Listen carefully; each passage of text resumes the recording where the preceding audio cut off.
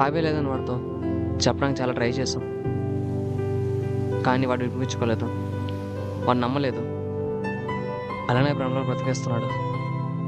మీ friend చాలా గొప్పవాడు భయ్య. ప్రేమించామా, వాడుకున్నామా, వదిలేసామా అనే ఇలాంటి రోజుల్లో కూడా ఒక అమ్మాయిని అంత పిచ్చిగా ప్రేమించి తన అదృశ్యంలో కూడా తనను ఆరాధిస్తున్నట్టు చూసావా?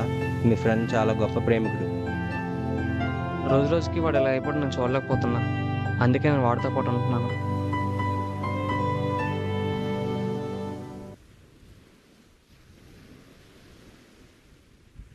నీకు సర్ప్రైజ్ తెచ్చాను కావ్య.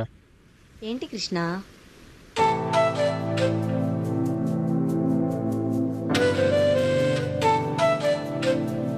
Happy birthday Kavya.